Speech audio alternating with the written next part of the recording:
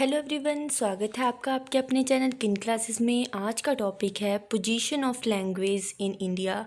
इसमें हम आर्टिकल 343 से 351 तक जो इंडियन कॉन्स्टिट्यूशन में आर्टिकल है उनके बारे में डिस्कस करेंगे।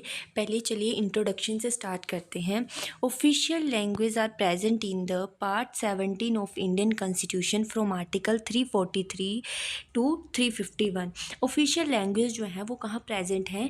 पार्ट 17 जो इंडियन कॉन्स्टिट्यूशन का पार्ट 17 है उसमें प्रेजेंट है। आर्टिकल 343 से लेकर 351 तक जो है वो क्या आती हैं? ऑफिशियल लैंग्वेज आती हैं। Official language are mention schedule 8 of the Indian constitution. ये किसके आती है? शेड्यूल 8 के अंदर जो है वो ऑफिशियल लैंग्वेज जो है वो डाली गई हैं, मेंशन की गई हैं।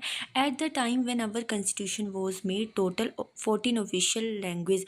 जब हमारा संविधान जो है वो बनकर तैयार हो गया था उस टाइम पे 14 ऑफिशियल लैंग्वेज जो थी हमारे संविधान में थी। But now 22 official language, but अब जो है वो 22 ऑफिशियल लैंग्वेज हो गई हैं। वो कैसे? क्योंकि कॉन्स्टिट्यूशन अमेंडमेंट हुई है बीच में, तो उससे संशोधन, संविधान में संशोधन किए गए, उसके बाद जो है वो 22 ऑफिशियल लैंग्वेज जो है वो हो गई हैं। English is not our official language. English जो है वो अब हमारी ऑफिशियल लैंग्वेज नहीं है। नेक्स्ट है, जब हमारी 21 constitutional amendment in 1967 15th language, ठीक है, जब 21 कॉन्स्टिट्यूशनल अमेंडमेंट हुई 1967 में, तब 15th लैंग्वेज जो थी Sindhi added in the Indian constitution. 15th language जो है वो ऐड कर दी गई।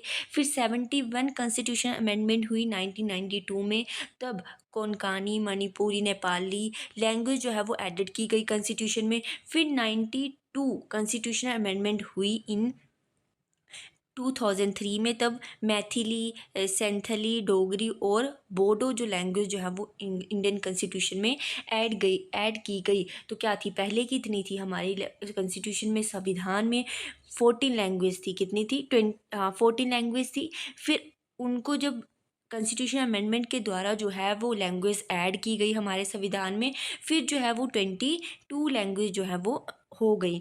नेक्स्ट 22 ऑफिशियल लैंग्वेज कौन सी हैं? असामी, बंगाली, बोडो, डोगरी, गुजराती, हिंदी, कन्नड़ा, कश्मीरी, कोंकणी, मैथिली, मलयालम, मणिपुरी, मराठी, नेपाली, ओडिया, पंजाबी, संस्कृत, संथाली, सिंधी, तमिल, तेलुगु और उर्दू। ये भाषाएं जो हैं वो हमारे संविधान में पाई जाती हैं। हम अब आर्टिकल के बारे में डिस्कस करेंगे। फर्स्ट आर्टिकल है 343। उसमें क्या बोला गया है कि official language of the union, संघ की राजभाषा कौन सी होनी चाहिए? संघ जो है हमारा यूनियन है, उसकी राजभाषा कौन सी होनी चाहिए? तो इसमें कहा गया है the article stated that Hindi should be in Devanagari script and numeral should follows the international form. This article also states that English will continue to be used as official language for 15 years after the consentment of the constitution. इसमें कहा गया है कि हिंदी की लिपि देवनागरी होनी चाहिए, लेकिन अंकों को अंतर्राष्ट्रीय रूप से पालन करना चाहिए। जो न्यूमरल्स हैं उनका क्या है? अंतर्राष्ट्रीय रूप से पालन जो है हमें करना चाहिए। पर जब 1950 में हमारा संविधान लागू हुआ तो नेक्स्ट 15 ईयर के लिए ऑफिशियल लैंग्वेज जो है वो इंग्लिश होनी चाहिए। तो क्या कहा गया कि जब हमारा संविधान जो है 1950 को हमारा संविधान लागू हो गया, तो उसमें ये कहा गया कि नेक्स्ट 15 साल तक जो हमारी ऑफिशियल लैंग्वेज है वो कौन सी होगी? इंग्लिश जो है वो होगी। नेक्स्ट जो है वो आर्टिकल आता है आर्टिकल 345। आर्टिकल 345 क्या बोलता है? ऑफिशियल लैंग्वेज और लैंग्वेज ऑफ स्टेट, किसी राज्य की राजभाषा। क्या बोला गया है? आर्टिकल 345 क्या बोलता है? किसी राज्य की राजभाषा क्या होनी चाहिए? इसमें बोला गया है this article states that a state many adopt any one और more language for the use of its official purpose, कि कोई भी स्टेट अपने ऑफिशियल काम के लिए एक या उससे ज़्यादा भाषाओं को अपनी ऑफिशियल लैंग्वेज बना सकता है। ये जो है आर्टिकल 345 जो है वो कहता है। नेक्स्ट आता है article 346, official language for communication between one state and another state. एक राज्य दूसरे राज्य के बीच या एक राज्य और संघ के बीच बातचीत करने के लिए राज्य भाषा कौन सी होनी चाहिए? तो इसमें क्या कहा गया है कि this article states that official language shall be used for communication between different states however if two or stages agreed states होगा if two or more states agree that their communication shall be in Hindi and Hindi may be used. इसमें क्या क्या कहा गया है कि अगर कि अलग अलग जो स्टेट हैं उसमें कम्युनिकेशन के लिए ऑफिशियल लैंग्वेज का यूज़ किया जाना चाहिए, और 2 या 3 स्टेट आपस में अगर एग्री हैं तो हिंदी को भी ऑफिशियल लैंग्वेज बनाया जा सकता है या यूज़ किया जा सकता है। अगर बातचीत करने के लिए 2 या 2 से अधिक स्टेट जो हैं वो क्या है, एग्री हैं कि वो हिंदी का यूज़ कर सकते हैं, तो क्या बोला गया है कि हिंदी को भी जो है ऑफिशियल लैंग्वेज जो है वो बनाया जा सकता है, हिंदी का भी यूज़ जो है वो किया जा सकता है। ये आर्टिकल 346 कहता है। आर्टिकल 347 क्या कहता है? Special provision relating to language spoken by a section of a population of a state.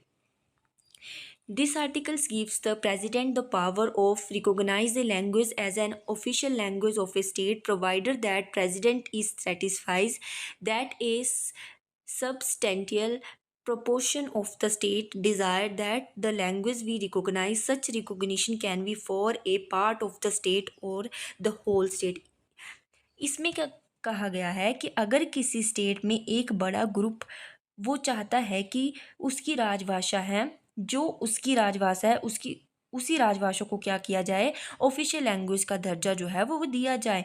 ऐसे में वो प्रेसिडेंट से रिक्वेस्ट कर सकता है, और ये आर्टिकल प्रेसिडेंट को राइट देता है कि लोगों की डिमांड और नीड को देखते हुए यूज़ लैंग्वेज को ऑफिशियल लैंग्वेज का दर्जा दे सके। इसमें क्या कहा गया है कि लैंग्वेज में क्या कहा गया है कि अगर कोई ग्रुप है, किसी स्टेट का एक बड़ा ग्रुप है, वो क्या चाहता है कि जो हम लैंग्वेज बोल रहे हैं उसी लैंग्वेज को क्या बनाया जाए, ऑफिशियल लैंग्वेज बनाया जाए, तो वो क्या कर सकते हैं, प्रेसिडेंट से रिक्वेस्ट कर सकते हैं, और प्रेसिडेंट के पास ऐसा राइट है कि वो उनकी नीड्स को जो है वो पूरा कर सकते हैं। नेक्स्ट आता है आर्टिकल 348। 348 क्या कहता है? Language to be used in the supreme court and high court. इसमें क्या आएगा कि सुप्रीम कोर्ट और हाई कोर्ट की लैंग्वेज क्या होनी चाहिए?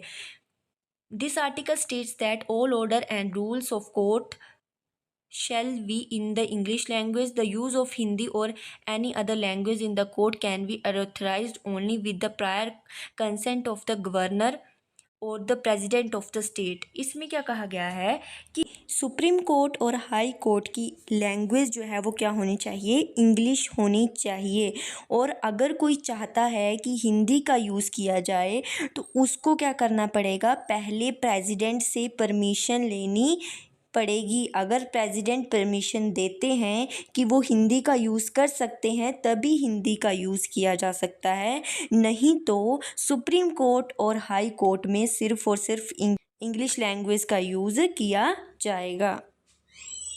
Article 349 special procedure for enactment of certain laws relating to language.